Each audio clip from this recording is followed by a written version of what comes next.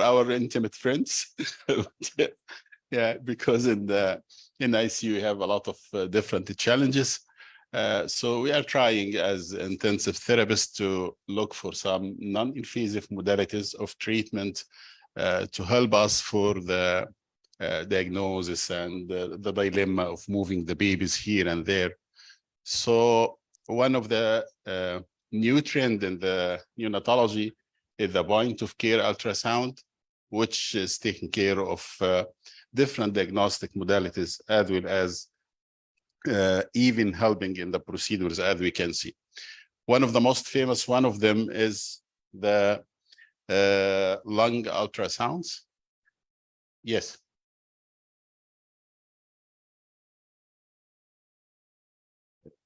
Yeah. Anyone? Okay. So for time seeking, I have nothing to disclose for this presentations. That's my objectives, and this will go and touch base with the basics of the lung ultrasounds, how it works and how it helps us in the neonatology field. Why the ultrasounds? Everybody aware about this. It's a cheap, non-invasive procedures. It's available, and only I will highlight the dynamic process of the ultrasounds, which is little different from the ordinary X-rays we are using for examining the chest. The X-ray will give you a one-point time image of whatever organ you are going to check. But the ultrasound can give you a real-time dynamic one. So we can take a video clip of your image of your organ, then you can detect what's going on over the time. And you can check at the same moment, different aspect and different directions for the same organ. And this is really beautiful in terms of the ultrasounds. We used it in the neonatology for many things, including many of the lung diseases and the evaluation of the therapy, needs of mechanical ventilation, needs of even weaning of the ventilations, or even in the research topics to study the differences between different drug modalities like the surfactant and all this kind of medication, which is famous in the neonatology field. And on advanced courses, we have many added indications now, including the ATT positioning and upper airway assessment, the diaphragmatic excursions. So it's non-stop field. We did a search. There is a lot of literatures. It's not the time to review any of them now. So also I will skip the physics of the ultrasounds. Maybe this is another part we can talk with. For long periods, anyone in the radiology department, you know a real basic fact that the air is the enemy of the ultrasounds. So the idea how are going to examine the lung, which is normally filled with air, by the ultrasound. How come? It doesn't make sense for many decades. And the people are asking about this. Why you are using lung ultrasound? We are using the X-rays. We are using the CT scans. We are using whatever modality is there. Because we know ABC of the radiology is air is enemy of ultrasound. Ultrasound has nothing to do with the air. It is not penetrating through the air. So what is the problem? What is the issue? Why the people now are going to understand the logics of ultrasound?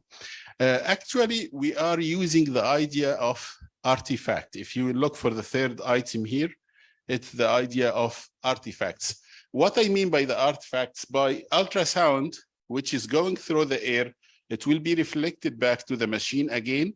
And this will make some kind of artifacts. We are using it, as I can see, as I will show it shortly, to describe what's going on and to understand what's going on in the lung. So it's a smart idea, actually. It came from nothing. You can imagine from enemy of ultrasound, no one can use it. Now we can understand what's going on by using the artifacts which is given by the machine and by the convention between the air and the ultrasounds to understand the pathology and to understand the healthy and non-healthy status of the lung tissues. So it turned from totally unlogic idea to be very smart idea. And I believe the adults on advance for this for decades before even the pediatricians and neonatology, they picked up the point of care ultrasound in neonatology. It's picked up in North America, I can say, during the last 1 decade. It's the last 10 years now in North America.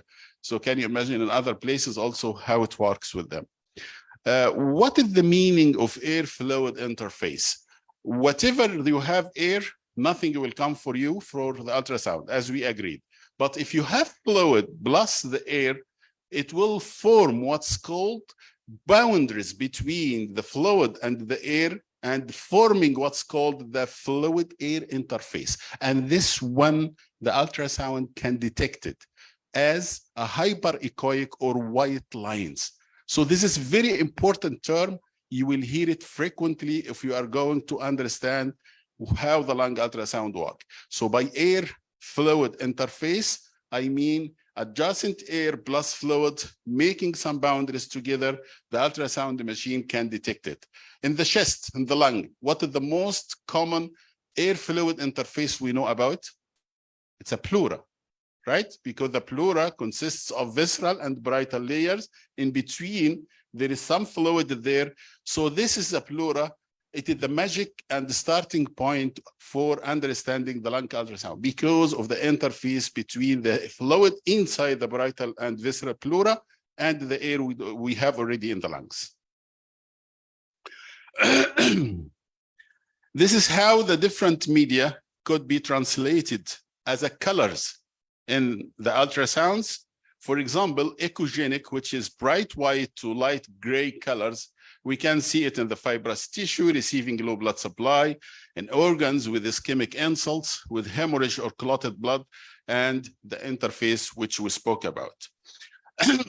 If it is more darker, more hypoechoic, you can see it in the screen. Organ with good blood supply could be gray in color, and the richer blood supply, like the liver or all these things, it's darker in gray.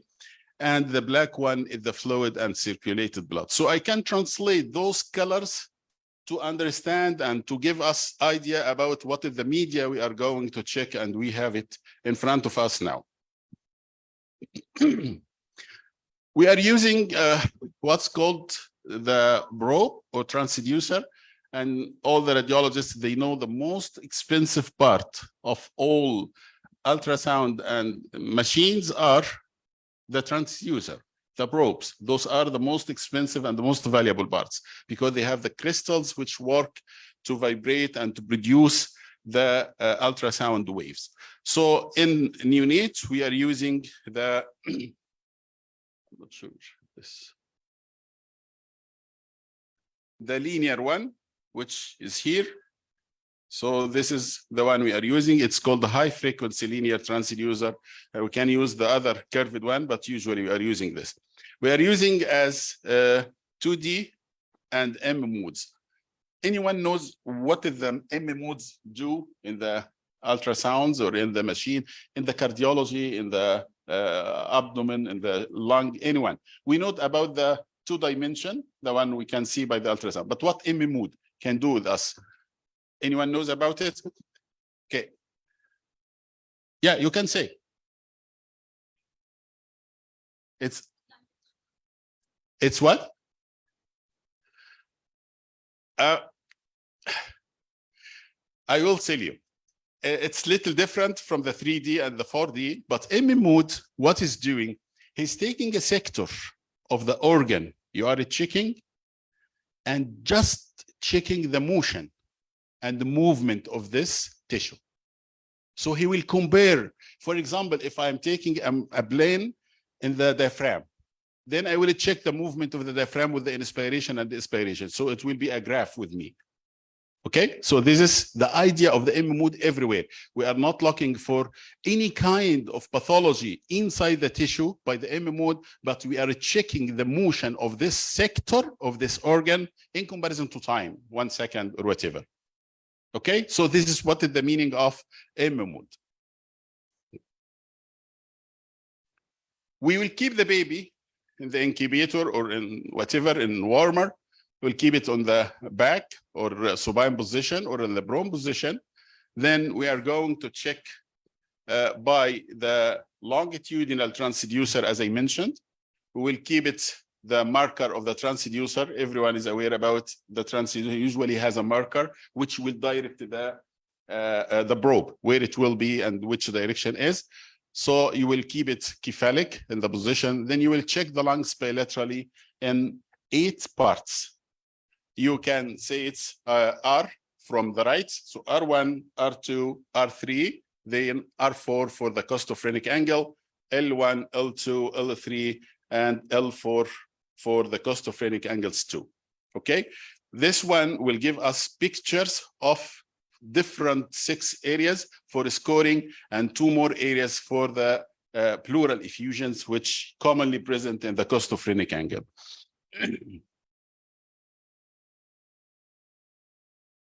As we see here, again, this is R1, R2, R3, and same in the left side. So this is the area under examinations.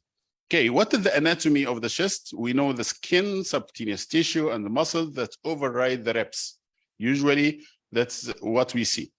Followed by the pleura. And the pleura, we agreed it is visceral and parietal pleura.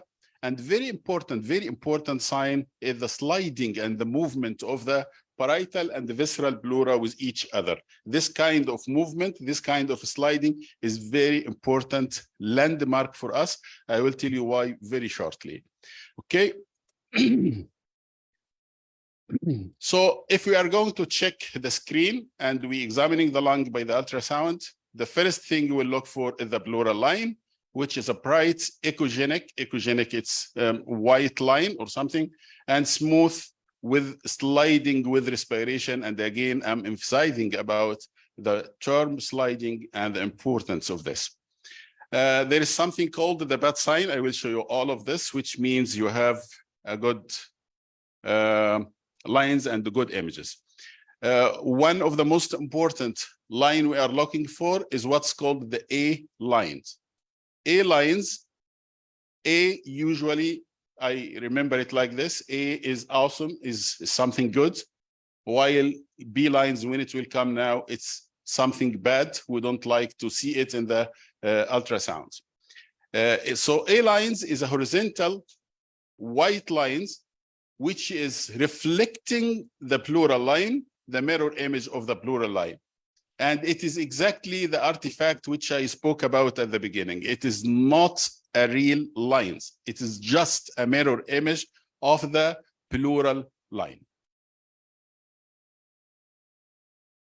This is exactly what we see by the ultrasounds.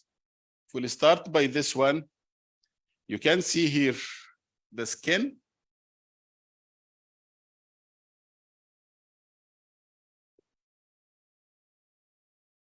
There is a muscle. And this is a white line here is the pleural line. You can see it.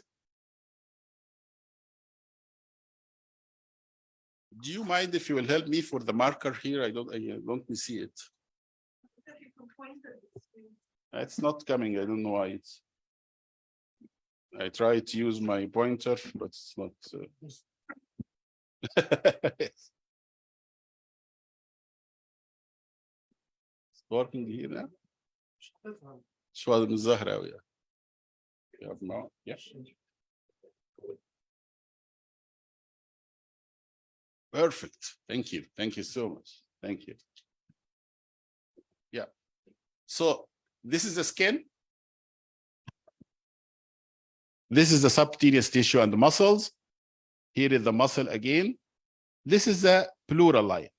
This is a pleural line. This is a pleural line. So all these lines are white lines. All of them are straight. All of them are hyperechoic. And this part is the ribs, the ribs of the chest cage. This ribs with the pleural line produce what's called the bat sign. Bat signs, this is the head of the bat and this is the wings of the bat, and simply means that you have adequate, good image and your probe is perpendicular to the chest. This is again the rib. This is a pleural line, and this is the lung tissue below the pleural line.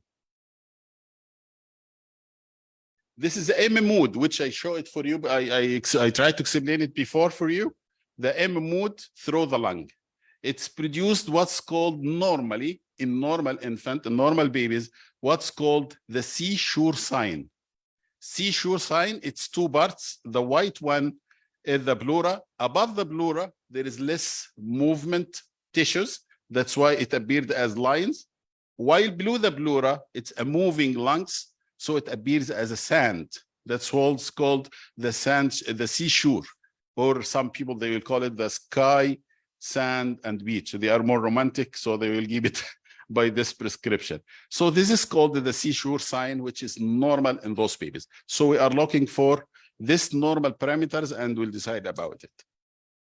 What is the abnormal? Abnormal is what's called the B lines. B lines is a vertical lines which is coming. This is the one. This is a B line. It's coming from the top of the pleural line down to the image. And we mentioned B is bad. We don't like it. Why we don't like it? Because it indicates interstitial or interalveolar fluids, which we don't like it. Again, with respiratory distress syndrome or transient tachypnea of newborn, or even with the pneumonia, chronic lung disease, all these parameters producing this B lines. So the B lines is from the top till the down. If it is from the top and it disappears or fades at the middle, it's called Z line, which has only single importance is to rule the pneumothorax, because we have a nightmare in the intensive care called pneumothorax, especially for those tiny babies with the ventilation, positive pressure ventilation, all these things at birth. So we are so worried about the pneumothorax.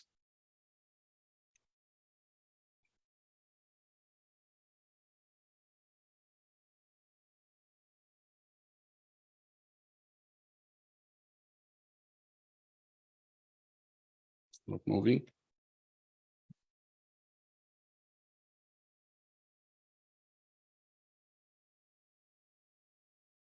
Okay, what is the difference between this picture and the previous one? The previous one has countable B lines, so we can still count the B lines. Here, the B lines coalescent together, fused together, then they cannot be counted separately. And this is more advanced part of the fluids, which means the fluids reach from the interstitial to the intraalveolar part. So this is alveolar edema, which again is common in the respiratory distress syndrome, for example.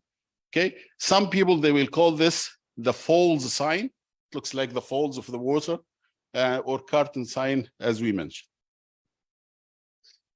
Okay, can you differentiate between the pneumonia? Also, can you detect the pneumonia by the ultrasound? Yes, with very high sensitivity, more than 95%, we can see the lung consolidations in the ultrasound. I will try to jump to the images and I will explain in images to save the time.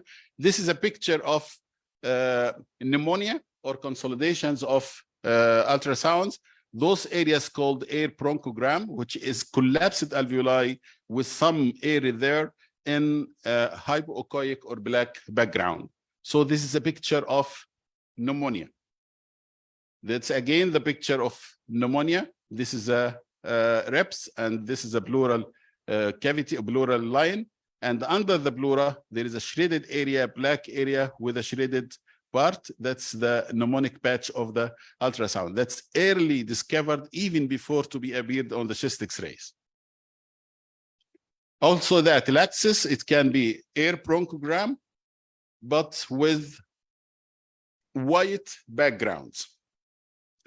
Okay, so now if we'll see picture like this, and this is a picture usually we see with the ultrasounds. So we can see here, this is a cartilage. This is a pleural line, as we mentioned. This is the A line, which is the horizontal to the pleural line. That's A line. So you have different A lines, all of them mirror image of the pleural line and in equal distances of each other.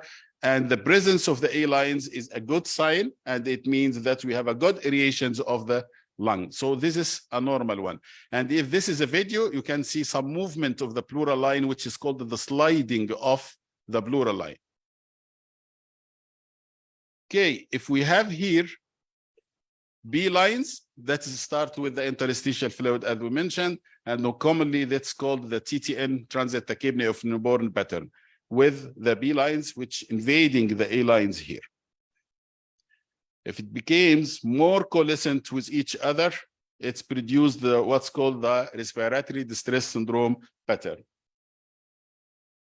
And here again is the air bronchogram, and this indication of peripheral atelectasis.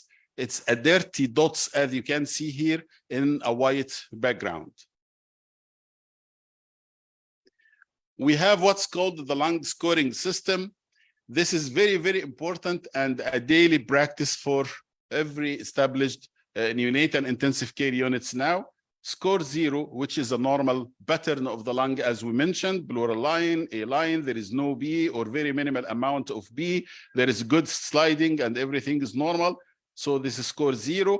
If you start to have B lines, which is still you can count more than 2, here we have 3 at least, which from the top to the down, it's a score 1.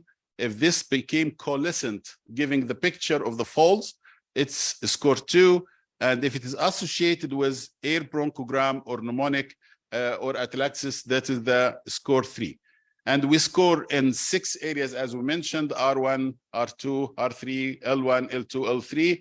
So we'll give the daily score out of 18. Okay, and this is a very, very routine work in every single day for the NIC units now. This is a false picture. That's where I live in Canada. And this is exactly the picture of coalescent B waves, if you can imagine it. That's why they called it the false picture. In this X-ray, for example, what you can get from this X-ray, what information we can get from it? Is it term infant with transient tachypnea of newborn?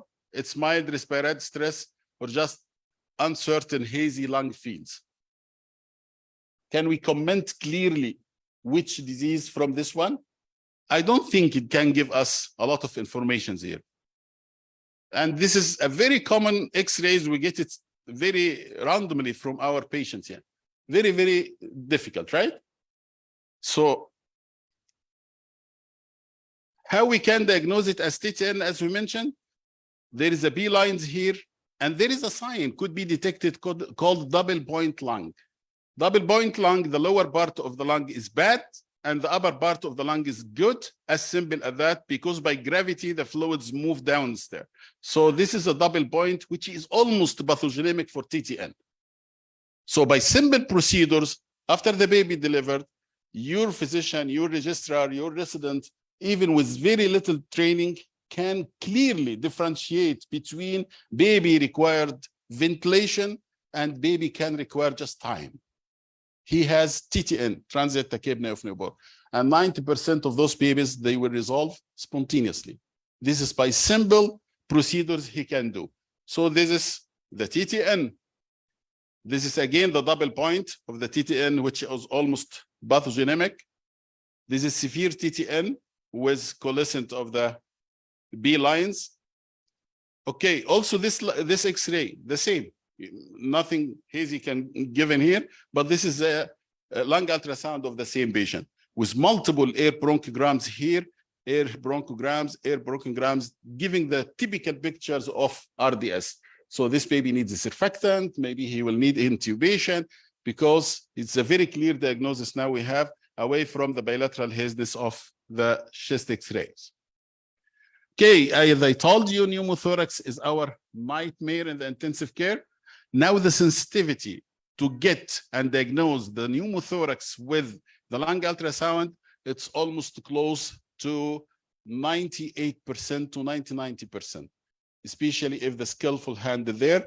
And this is a very summarized indication, 7 signs: no sliding, no B lines, no Z line, no lung pulse, and double lung point, and the barcode sign, which is the abnormal sign of the SCAI-C by M. Mood. This is the typical of the pneumothorax in the ultrasound. This is a normal part of the ultrasound. Sorry, this is a pneumothorax part of the ultrasound, and this is a normal part. We'll see it. This is a barcode sign. You know, the barcode is if you buy any bag or anything, you can find a barcode there. They will change the picture of the M modes to give different lines with different thickness, black and white, giving the barcode sign. And this is again pathogenic, mostly pathogenic to the pneumothorax.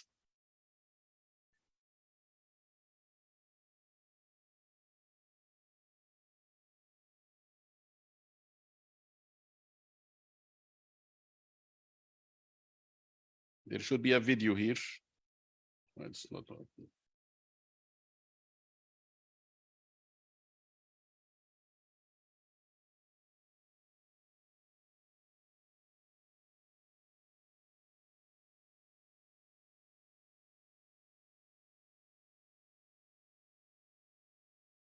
Are you trying to play it?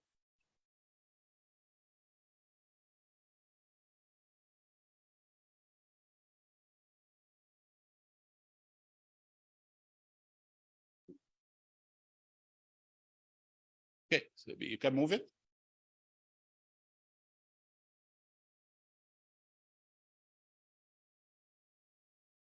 Okay, that's another X-ray here. No one can mention clearly if this is atlaxis and the collapse of the lung or pneumonia.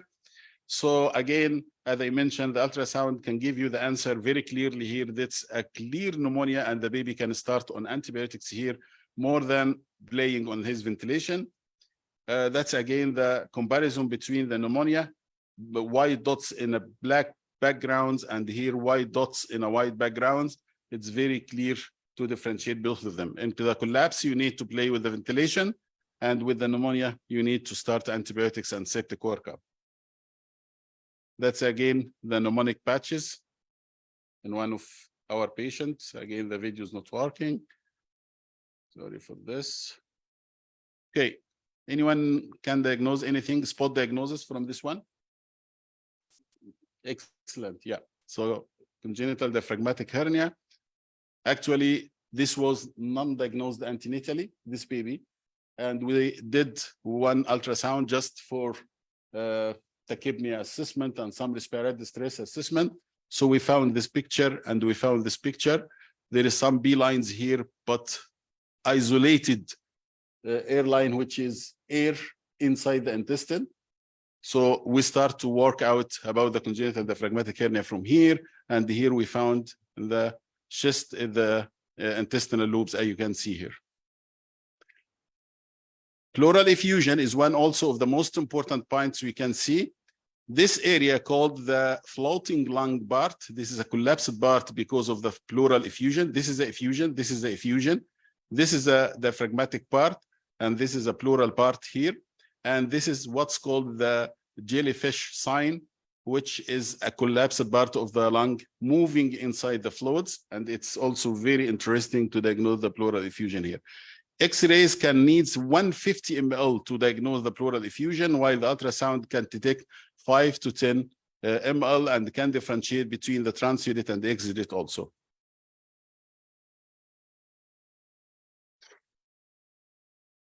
That's a lot of signs here for the pleural effusion. I would just jump for all of this because there is many details about the signs and all these things. This is a picture of the meconium aspiration syndrome. Again, so sorry, this is a very common term for the neonatologist. So this is pictures could be diagnosed easily. Chronic lung disease can be diagnosed by the same way. This is my son fighting the snow on a normal routine winter day in Canada. We have also ETT positioning by using the aortic arch and the ETT. Usually this is from a real patient. This is aortic arch and this is the ETT. Usually ETT position should be from 1 to 2 centimeters away from the aortic arch. We are assessing the diaphragm with this also, but again, there is no time, so I will skip those parts.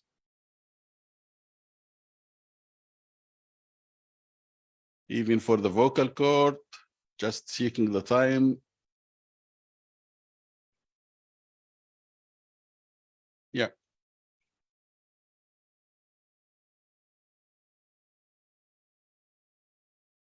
This baby, we did this lung ultrasound for him 2 weeks back. I remember he was in high jet ventilations for long period, and with increased oxygen requirement and ventilation requirement, he has normal septic workup, but we discovered some pneumonic patches here in the alveoli. So we started him in antibiotics, and he improved after that. This is disappearance of the pneumonic patches.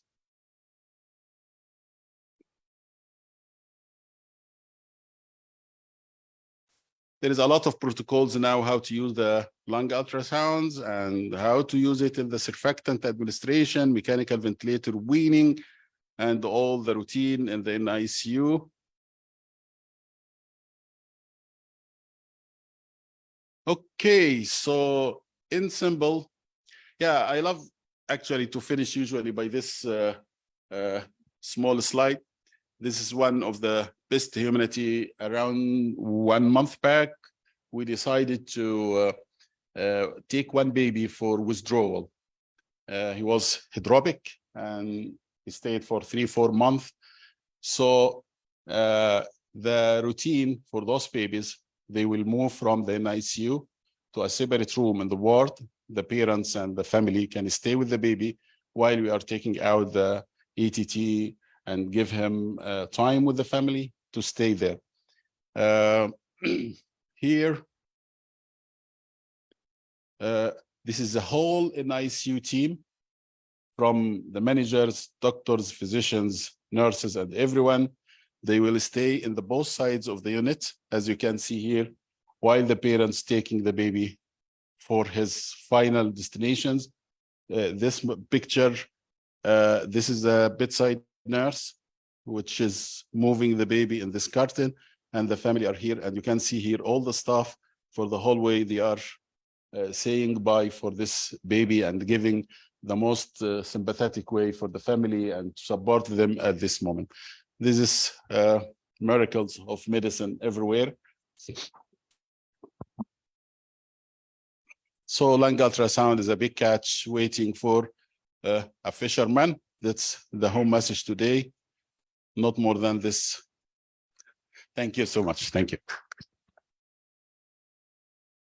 Thank you, Dr. Assem, for this very interesting Thank you. elaborative. طبعا أنا عارفة إن ده lung ultrasound بياخد وقت كتير قوي عشان نتكلم عليه، بس حضرتك اديتنا points مهمة. أنا عايز أسأل حضرتك كنيوناتولوجيست، أنتوا عندكم كده zero X-ray في النيكيو؟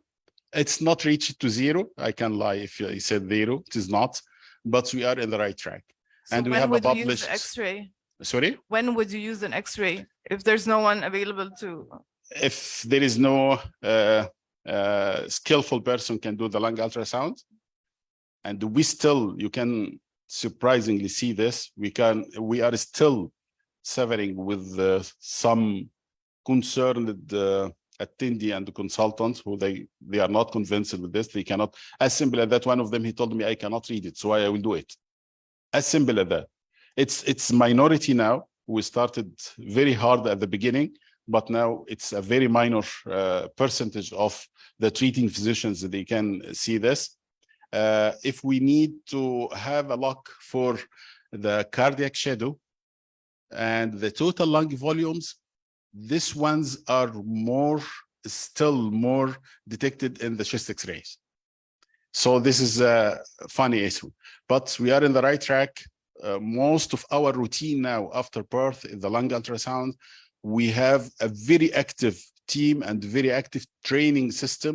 So we trained the respiratory therapist. Most of our lung ultrasounds now not done by ourselves, by the respiratory therapist. And they are available 24/7 with very big numbers. And each shift I have at least 6 to 7 respiratory therapists. Most of them now, they can do the lung ultrasound day and night. Yeah. Always saying that ultrasound is operated better. Yeah. So I think multidisciplinary field of care and find some operators that can have the same result as you? With training is okay. And for us, for example, we established a valid training system for each person who will attend the initial workshop and educational day. He will do 20 ultrasound under supervision, followed and reported by one of the team. Then he will be approved as a lung ultrasound procedure. And if he reach 80 times he did lung ultrasound, and I think at least 60% of them are abnormal findings, he will be an instructor for the lung ultrasound. And this one was heavily studied and heavily tested, and it looks valid. And even now it is almost the same protocol of the Canadian Pediatric Society and the American Pediatric too. They took the same criteria for the validations. But I agree with you 100%. All these modalities still will depend on the operators. Even now, if you are going for CT scan, for MRI, for anyone who will read the report and the image and who the technician did this. So it is the same story for every modality we are doing. Yeah, but we are trying to minimize as possible and to prevent the biases as possible. And I think by training, it will be improved. Yeah. Okay, thank you very much, Dr. Assem. Thank you. I Thank you think so you can close the session now if there are any questions. Question? تفضل.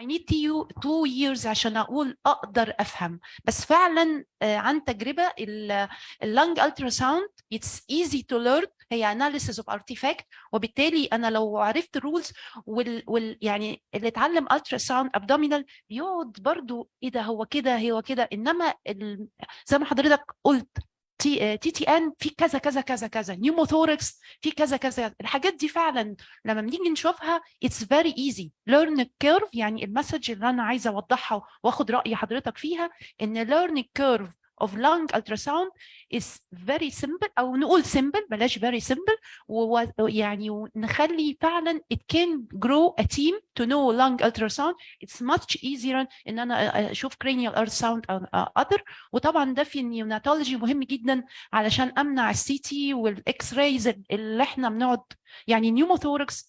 انا كنت معجبه جدا بان انا اشخص نيوموثوركس من غير ما اروح اعمل اكس راي ومستنيه بقى ان حد يطلع لي يعمل اكس راي ولا ترانس اليمينيشن والكلام ده. ففعلا بالظبط ويستش ابسوليوت في الامريكان اكاديمي خلاص الترانس في النيونيتر ستيشن بالظبط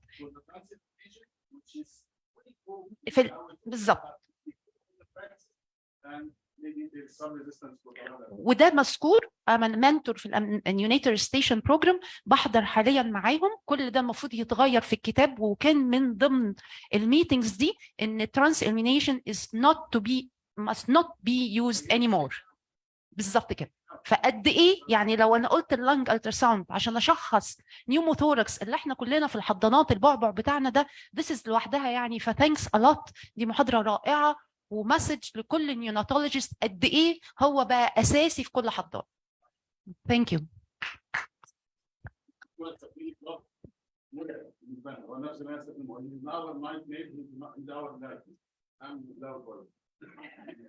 والحقيقه احنا يعني اعتقد التايم ريسترينز بتحتم ان احنا to end up this session. Thank you for the speaker and thank you for all. Thank you very much.